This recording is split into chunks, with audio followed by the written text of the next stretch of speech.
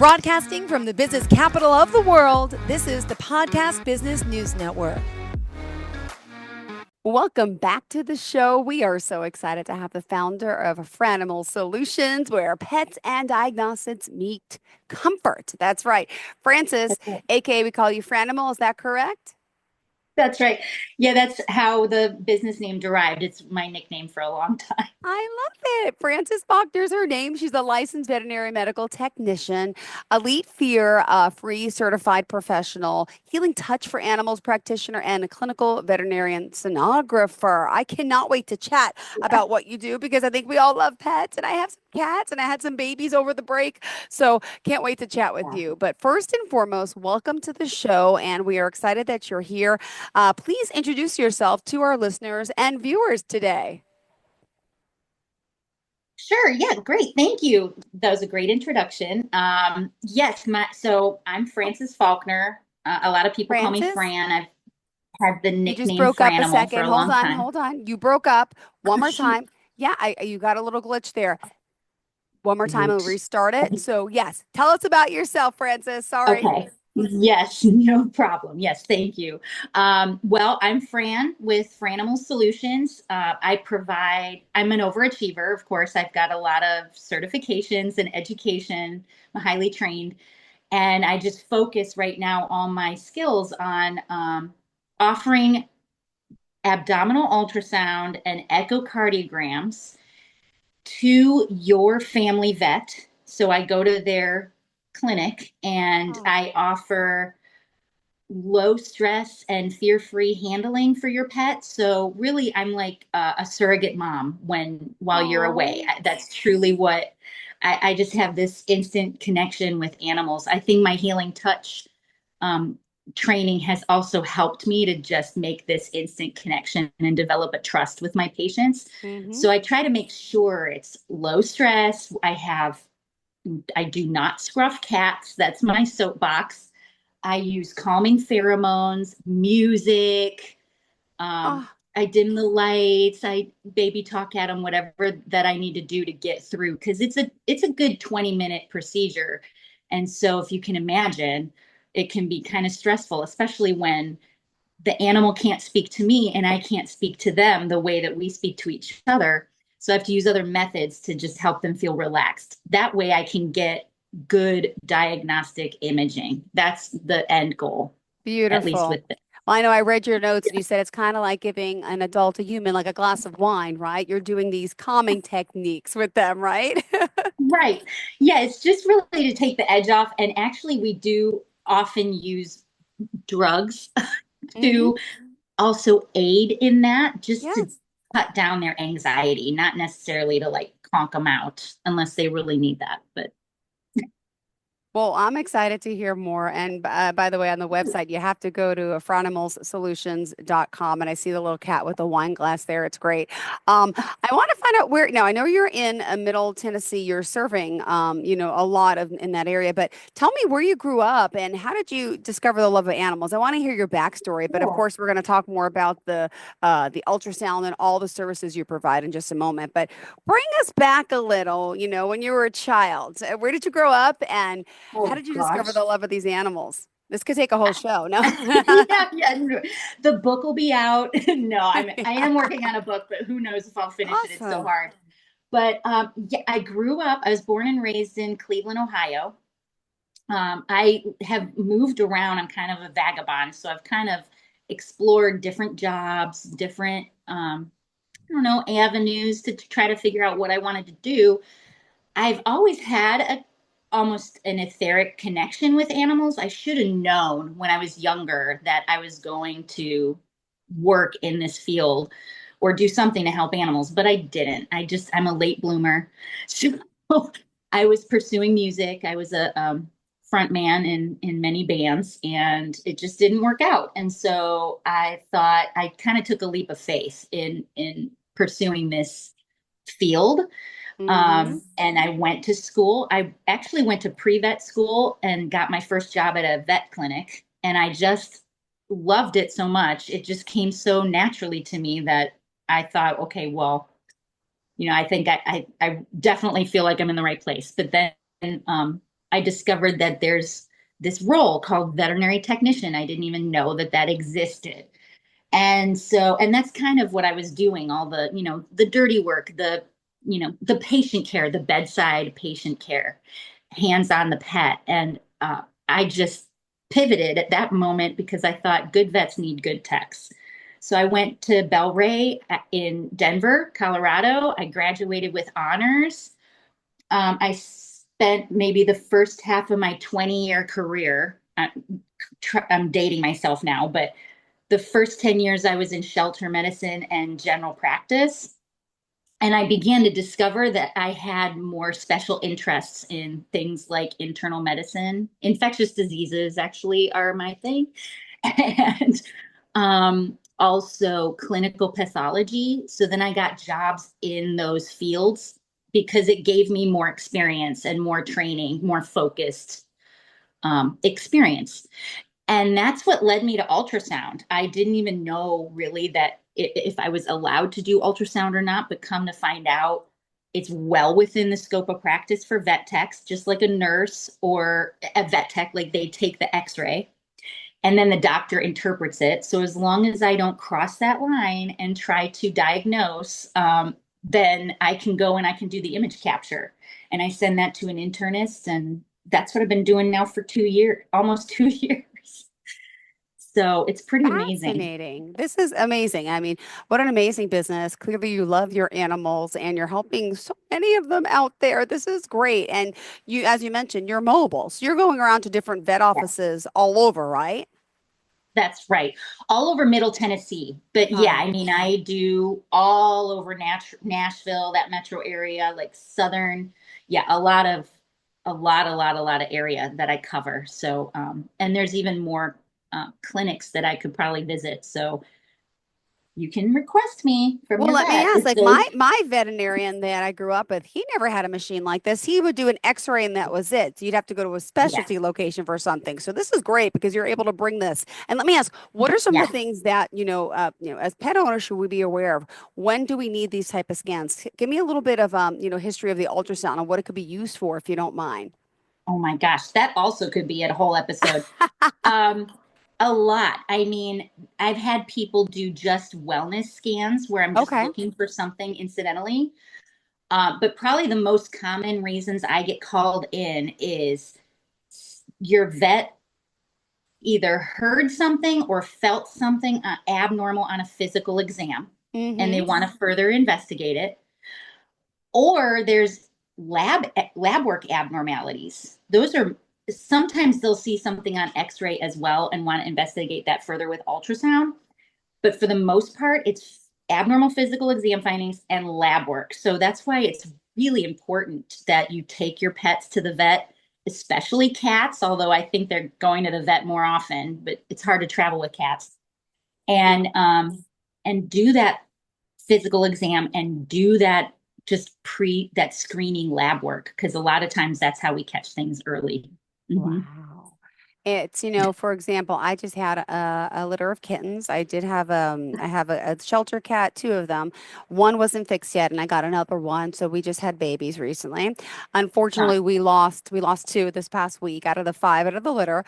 But ironically, I said to myself next time, I said, I would love to know how many kittens are in my baby's belly. And they said you could do an x-ray, but you could do an ultrasound too, right? I mean, you could see each, I'm trying to think like when I was pregnant, you could see the babies, right? yes, yeah, you can do that. It's hard with animals to do a sonogram like that Mhm. just because, I mean, they have a litter. So I don't know how many kittens your cat had, but they have Five. several. So it's really hard to Yeah. count them and determine how many are in there. I have had the privilege of doing a couple ultrasounds like that. They're really fun. It's just fascinating because you can see their little bodies and their little heart beating. You can see their little organs, and it's just I can spend Well, all you day mentioned doing now these ultrasounds. echocardiograms too. This is for what type of animals? Are you able to see the hearts? I'm fascinated Yes, by this. all of them, really. I mean, well, I just do cats and dogs. I'm sure Yeah. you could do an echo on a horse, but I don't know how to do that. Mm-hmm. I mean, everything from, a 5 pound kitty to I did a 180 pound Great Dane where we Wow. did an echo. And it's really just, um, I mean, a cat heart is about the size of a walnut. So that's pretty tiny compared to the Great Dane. But yeah, if your vet hears a heart murmur, or say, again, there's abnormal lab work, there's lab work to Mm-hmm. check the muscle of the heart or certain chemicals that are released when it's damaged.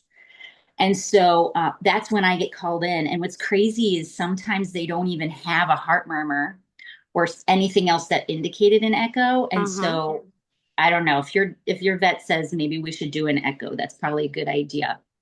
But yeah, and then they have to just, lay on their side, and I point the probe at their heart and try to evaluate blood flow through the heart Okay. and the valves. It measures the muscles of the heart, all that. Wow. Wow, wow, wow. This is fascinating. I can't. Oh, so beautiful. Do you have animals yourself? Do you mind me asking? Oh yes, yeah, they are my children pretty much. I have a French bulldog named Gilda, a black lab named Cooper, and I have 3 cats. Oh, Um, in order of seniority, it's Sophia. She's the matriarch of the house, and then mm-hmm. Nacho, and then Monkey. And he's my special needs cat. He's blind. I Oh, I have recommend special needs mine has animals. mine is blind in one eye. Yeah. Oh, that is beautiful. Ah, I love it. As a cat mom, Franimal Solutions. If you are just tuning in, please go to the website. That's Franimal's Solution, Franimals solutions.com. And we are talking here with our amazing guest, get many accolades. Dwight, licensed veterinary medical technician, and there's so many other certifications that you do as well. I mentioned the healing touch. Is this like a Reiki type of thing that you do as well? Exactly. It's very similar. Oh, It's just a different application. So actually, I'm so glad you asked, because this is kind of, once I get through maybe offering some mentoring services, this is the thing I'd like to offer in Murfreesboro, Tennessee. I can do distance healing. I'm just not like officially certified in that yet. okay. But yeah, it was called Tellington Touch, and it started in human medicine, in a lot of oncology departments where people just, it's almost like a last resort, which is kind of sad Mm-hmm. because I think you need it before then. But people have found that it really relaxed them. And of course, Okay. stress is a health hazard. Wow. If you're stressed, you're releasing cortisol, and your body doesn't function optimally. And so this person who started out with Tellington Touch, Carol Comator, Okay. she decided to, and in fact, she had this vision, almost like her hands were guided Ooh, into different positions to apply wow. the energy healing specifically to pets. Because, okay, oh, I'm gonna get all I'm gonna geek out about healing touch. Sure, go ahead, go ahead. Um, an animal's aura is different than a human's aura, and their chakras, even though they're the same chakras, like if an animal was standing on their 2 feet, it would be the same, but they don't stand on their 2 feet, Yeah. they stand on their 4 feet. And so the kind of order of operations is just a little different, and where you put your hands is a little different. Okay. I have to say, I that was in Florida, South Florida. So I think it was about 2014 I first got certified, and or I got my level 1 training, Okay. and I thought it was crazy. I Yeah. honestly, and Carol was there, and she said, "We're going to practice feeling each other's auras." And I thought, no, okay, I'm just going to pretend and get through Uh-huh. this, weekend. But it's true. I really felt I had experiences there over this 3 day level 1 training for healing touch, that I felt so excited to offer this in the hospital I was working in. I started offering it to more chronically ill animals, Mm-hmm. animals after they've had anesthesia or some Okay. kind of a surgery, um, and just any kind of hospitalized animal. I was doing more, not so much behavior. Mm-hmm. It's more so it really does help with illness and with trauma.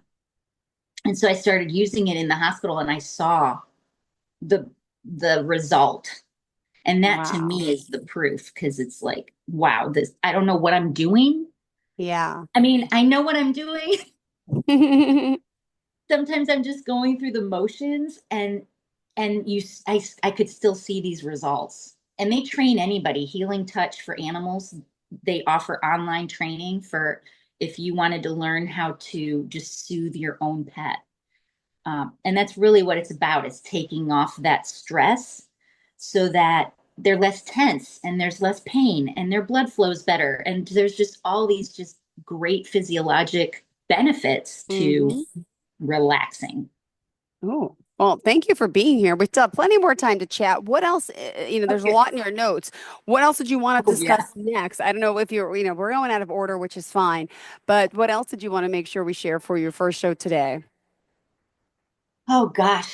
Well, we pretty much covered the points I feel are the most important, which is, I mean, being a vet tech, being fear free, doing healing touch. I partner very closely with an internist. We also offer endoscopy together. It's more of a partnership, but a lot of my abdominal ultrasounds will lead to that. And so it's nice to know, right? You've got this like boutique collaborative care for your pet. But I feel like because there are some other services that offer mobile ultrasound in the same way that I do, they have different qualifications, but I'll say that I feel as though it's my personality that seals the deal for me. I think I'm easy to work with. I do want to collaborate with you and talk about the case and maybe give you my opinion. Um, I'm gonna try to go above and beyond and get you that best possible outcome. Like you sent me something, a lab work later on. I'm gonna make sure that that's included in their report. Beautiful. So I don't know. I just Can love I what I ask do. you about some of your mentors? I know you were working with someone, and I think you still do, right? Tell Oh me, yeah. yeah, who guided you down this path? Could you share a little bit about that? Yes, that would be Dr. Larson, I'm assuming you're talking That's what about. I read. Yep. Oh my gosh. I mean, she's been with me pretty much since the beginning. We met in South Florida at it was my first experience in specialty medicine. And I worked in internal medicine department with her. And we worked together for a year. That was probably my first experience too with ultrasound. And then flash forward, I don't know, it's been maybe 7 or 8 years later. We actually moved to Tennessee about the same time and didn't know it. And I ran into her at a vet conference and she asked me to do this thing, this mobile veterinary specialties. Wow. So, yeah. And we started out the first 3 years that we worked together, we worked for another company that did mobiles internal medicine here in Nashville. It was just her and I, but most of our business was ultrasound. And so I saw a lot of normals, a lot of abnormals, and Dr. Larson, not all vets have the patience, not all people, period, have the patience to just teach and maybe answer those questions that I don't want to say they're stupid questions because there's no such thing, but it's like those questions, she never made me feel like I was asking a stupid question. She took the time to say, yeah, that's the adrenal gland. Yeah, this is mixed echogenicity or whatever, teaching me those big terms that helped me to describe what I was looking at and to understand better what I was looking at. And then her and I we wanted to grow, and the company we worked for really didn't want us to do anything different. They wanted us to stay right where we were. And so that's when we decided to branch out. So she gave me a decent heads up with that so that I could plan what I was going to do. She didn't train me in ultrasound just because of, for legal reasons, she wasn't allowed to get involved really. Just we kept it separate. But at the same time, I don't even know. I don't even know what to say. She pushed me. She like pushed Aw. me, pushed me a little bit. Yeah. And then she'd watch me do I was doing, she'd do one and then I'd do one on the same pet and see if I could find the same structures and come up with the same pictures or whichever. So she really, I felt like I was in the right place at the right time, but also her and I just belong together in work. She's like a big sister to me. So just to even Aw. be able to like talk to somebody Yeah. when you're having a bad day and you can not be perfect, but also not be judged. All of that too was very, it helped me with my confidence for sure. Oh, I love it. Well, thank you. And by the way, so Dr. Larson it is, right? And then I read Yes. that Dr. Temple, someone, who was Oh that? gosh, Dr. Temple Grandin. Yes, I, Oh my gosh. Okay, I've never met Dr. Grandin, but I'm a huge fan, and I think everyone should look her up. And she has a movie about her called Temple Grandin, starring Claire Danes. oh my gosh. It's all about her and her life overcoming autism, Mm-hmm. as well as basically innovating Okay. how we treat livestock, especially cows. If it wasn't for her and her thesis about cattle behavior and how stress affects Mm-hmm. cattle, I wouldn't have passed large animal class.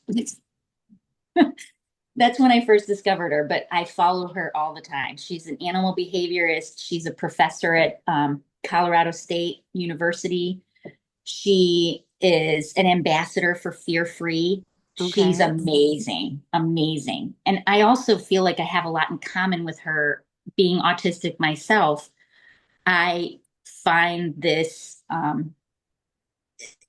like this relationship with animals, it's multifactorial. The Mm-hmm. fact that I have this bond with them just so quickly. And some of that too is autism because I can recognize like stimulation from my environment. I'm experiencing the same thing. I have chronic illness too. I understand how that feels. And so I want to consider all that in our pets too, because they can experience stress, they can experience overstimulation, they can Yeah. experience, they're probably feeling like poopy if they're going to the vet for something other than vaccines. Wow. So Oh my she's been goodness. amazing. Wow. And, Oh, again, at Franimal Solutions, if you are tuning in, that's Franimals Solutions. You're based, you mentioned Middle Tennessee, right? So what counties do you serve mostly? oh my gosh. A lot of counties, a lot of Okay. counties. Davidson, Rutherford. Oh my God. I Um, used to have a place in really? Davidson Oh yeah. Okay. Right. That's, over at yeah, the I can't even Adelicia, little remember. condo downtown area. Okay. Wait, where at in Nashville? Yeah, at the Adelicia. Mhm. It's Mhm. yeah, right at downtown. It's on Adelicia Street, right near University of Vanderbilt. Taylor Swift lived in the building. She still Okay. does. She was in the penthouse. I lived in a small one Ooh. bedroom as a Oh, rental. But yeah, I was there for since 2007 actually. But I always lived in New York and I always cool. had that as a separate spot. But I love Tennessee. My son's uncle's from there, and Yeah. you also are doing telemedicine too, is what I heard as well. Well, that's Dr. Larson's service. Is that for, okay, okay, Yeah. perfect. I wasn't sure. So it's like she started her own business as well, and then we just use each other for our things like that. So if there's teleconsultation Yeah, needed, I can arrange it, but it's still Dr. Larson that actually does it. got it. So when you go, you do an ultrasound, you get the report. Now, are you the one who also, talks to the client about what goes on, or does it have to go through the doctor, or you're the one who does it so you can tell them what you see? So I come in and do the image capture, and then I sneak out. My client is the vet. Got So it. I Mm-hmm. am my main goal is really to give them all the information that they Yeah. need or are looking for to come up with a good treatment plan for their patient. Okay. So I do the image capture, and then the images are sent to Dr. Larson. So this is probably about 1 to 2 business days that go into it before you get the results. And then she emails a report to your vet, and then the vet then uses that information to Okay. speak to the pet owner, send home medications, order additional diagnostics, things like that. Got it. Got it. All right. Well, this is a fascinating field you're in, and I'm excited to meet you. And unfortunately, now we're out of time. Let's remind everyone how we can contact you, please. Would you mind sharing all forms of contact with us today, Fran? Yeah. Well, the best way to get a hold of me is just go to my website, franimalsolutions.com. And all my contact information's on there. Please follow me on social media. And You is can, that Franimal Solutions? What's the handle for yep, Instagram, Facebook? Franimal Solutions. And that's all on my website too. There's just a quick link to my Instagram, my Facebook. My phone number is on there, email, everything that you could need. Even Dr. Larson's information, Yes. there's a click to go Click. to her I did website. that before. Yep. That's how I found out more information about you and her. All right. Great. Well, thank you so much. Pleasure having you here. Excited to get started working with you. And again, I hope people do reach out and take care of your animals, right? Any advice you want to leave off for the new year, Fran? Thank your veterinary team. It's so true. Yeah, I was that one the day after Christmas. Yes, yes, with the baby issue. So, Oh, yeah, gosh. yeah. Yeah, right. Thank you so much for Animal Solutions. Awesome. Pleasure having you here, and hopefully we'll get to speak again soon. Thanks so much. Thank you, Jill. Have a good You rest of the too. day. You too, sweetheart. Bye bye. Are you looking for even more of the podcasts and hosts that you love? The Podcast Business News Network is proud to announce that you now have even more ways to listen live. Check out the MyTuner Radio, online radio box, and Simple Radio apps on iOS and Android, or find us online. Search for Business News Network on mytuner-radio.com, or search Podcast Business News Network on streama.com and onlineradiobox.com/US. Take your podcast on the go and don't miss a minute of the action.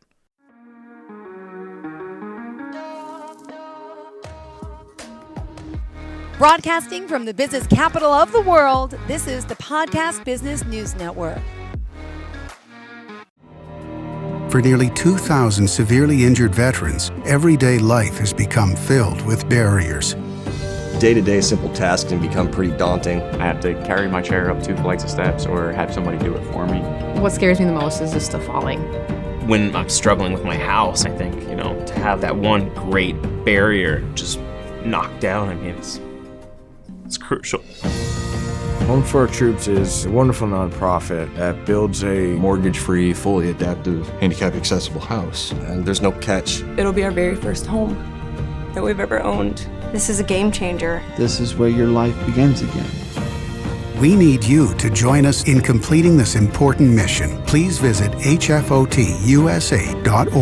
and help build homes and rebuild lives. Because of you, everything's going to be okay.